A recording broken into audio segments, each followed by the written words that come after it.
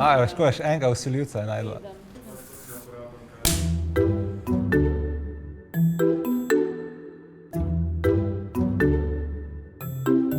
Spravo, moje ime je Dejan Čuk, prihajam iz Ljubljane, star sem 37, delam pa v menedžmentu v enem večjem našem slovenskem trgovskem podjetju. Zdaj pa kar direkt, kako si se ti srečal s korono, začetek tvoje izkušnje v bistvu, koronske? To je bila ljubezenska afera od samega začetka, hecam se. Pred okužbo je bilo v bistvu, bilo je ogromno nekih neznank, nisi vedel, na kaj se pripraviš razen na to krizo in nekako sem bil pod tistim vtisom, da v bistvu to samo prizadene starejše, da mlajši, še posebej tisti, ker smo fit, ker smo pripravljeni športno zelo dobro, da ne bomo imeli pač težav. In nekako ta prvi del sem sfural na takšen način, seveda sem tudi se držal vseh teh navodil, še posebej, kar se tiče in maske in neke te higiene rok. In potem se je mogoče en ali pa 2 dni po pozitivnem testu se je začela ta stvar stopnjevati. In to je v bistvu, kar se tiče nekih akutnih bolezni, teh nekih grip pa tega, kar si imel kot mulc, pa jaz sem imel še tudi nekih zlomov pa teh podobnih situacij, ampak tole je bilo pač res nora izkušnja, ne. Se pravi, lahko rečem, da sem prve 3 dni nekako še sfural psihično, ne. Tam 4., 5., 6. dan sem ležal v postelji, pa sem že razmišljal tako, če bi zdaj imel pištolo pri roki, bi se ustrelil v glavo. Ker enostavno to ni samo občutek dezorientacije, to je,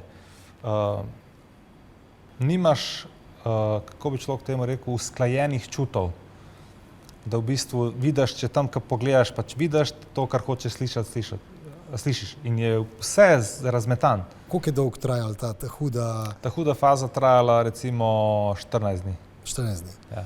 Jaz takrat, mogoče sem v tistih parih dneh ali pa 5., 6. dneh sem pojedel mogoče par požirkov juhe, pa nekaj, mogoče še malo banane. In to je bilo to, ker ne moreš niti jesti, niti nič pač, ne.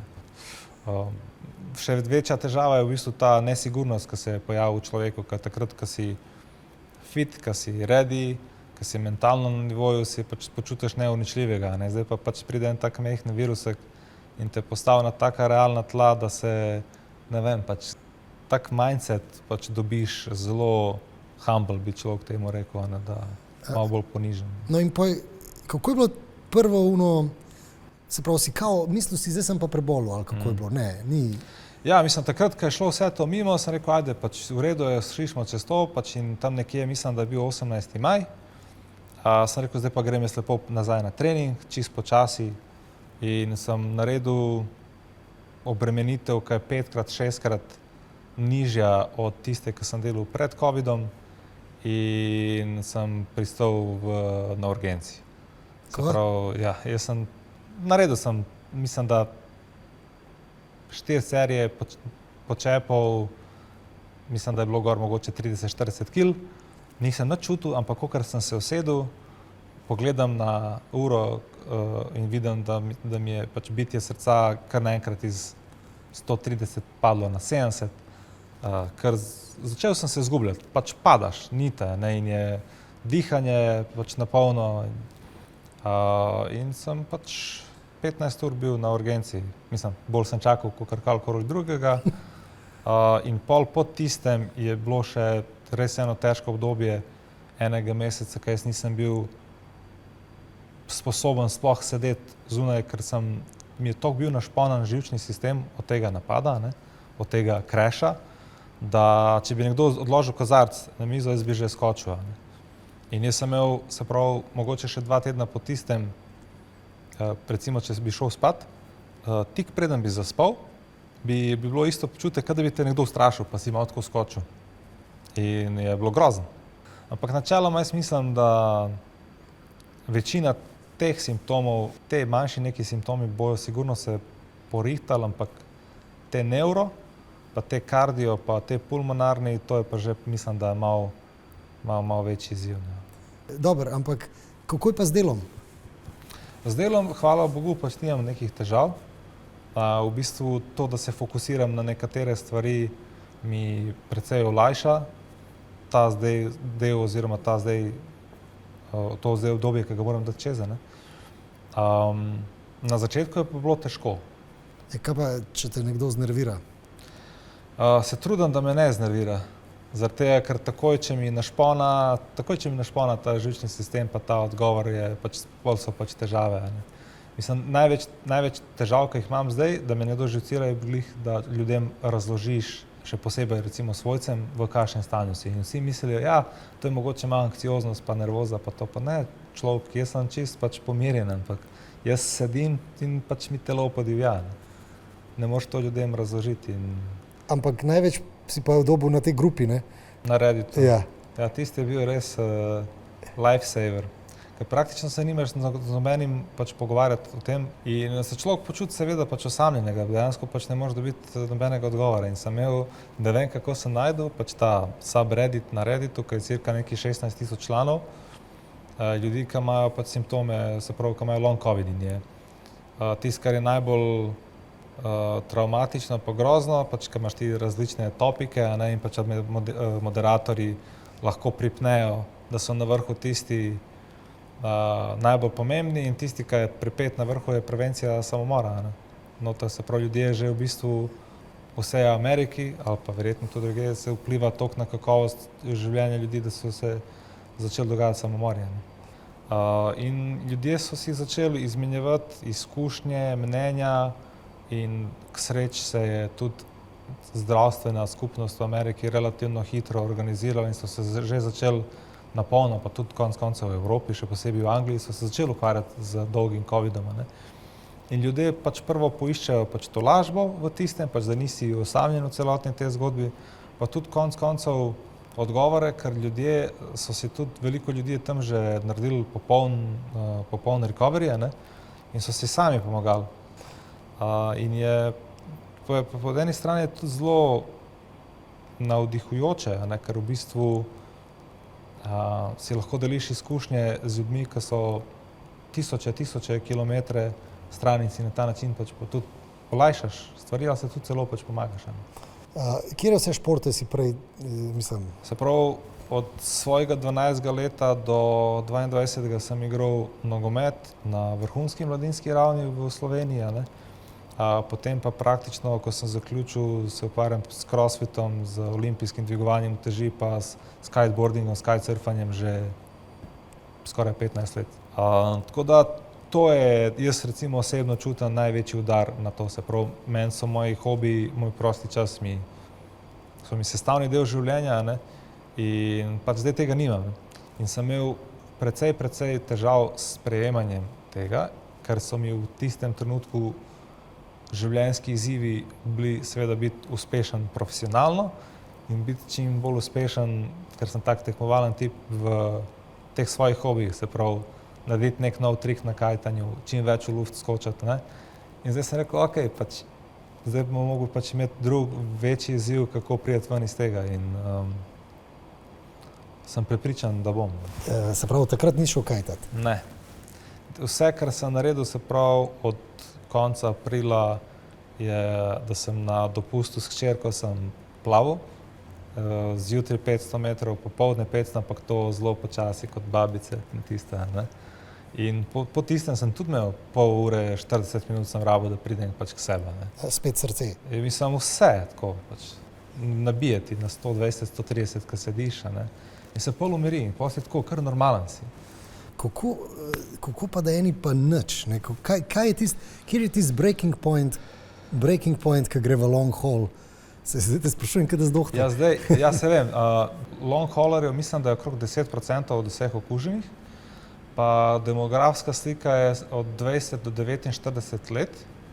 Mislim, da je porazdelitev med spoloma, da je približno enaka, ampak da gre za ljudi, ki so športno aktivni ali pa zelo športno aktivni. In spet na podlagi tega, kar sem jaz prebral in na podlagi svoje izkušnje, očitno gre za v bistvu bolj si fit, bolj si pripravljen, bolj ti je močnejši imunski sistem, je potem močnejši tudi odziv. In se tudi potem telo, ki že gre čez to akutno fazo bolezni, odziva na takšen način na te ostanke. No in kakšno je zdaj mnenje o cepljenju? Ja, jaz cepljenje toplo priporočam vsem, ker noben si ne želi iti skozi ta scenarij. Jaz mislim, da pri samem cepljenju ni vprašanje, če govorimo za mlade, ni vprašanje, ali je to življenje ali smrt, vprašanje je za ljudi, ki so okrog vas in še okrog njih in tako naprej. Ampak mislim, da je še večja težava bo pa dolgi COVID in te posledice. Ne? Ker ni 100% rečeno, da bo vsak tudi prišel ven iz tega v enem kosu, kot je bilo pač prej. Odgovornost bo na koncu na posamezniku. In pač boš lahko sam sebe tepil, pač, če se stvari ne bojo šle. Sej velika verjetnost, da je v večini primerov pač ljudje, koliko se je pokazalo do zdaj, ne? Sam 10 ali pa 15% ljudi, če govorimo pač o najni starosti, pa pač, kot moji sogovorniki, ki so bili danes, bojo imeli težave. Ne? In ne vem, če se pač splača. Mislim, mene najbolj razočara to, da se ljudje več ne znajo pogovarjati. Ne? Da v bistvu, da karkoli pogledamo danes, se ustvarjata, ni važen, ali je to vprašanje cepljenja ali česarkoli drugega, se samo ustvarjata neka dva pač pola. Ne?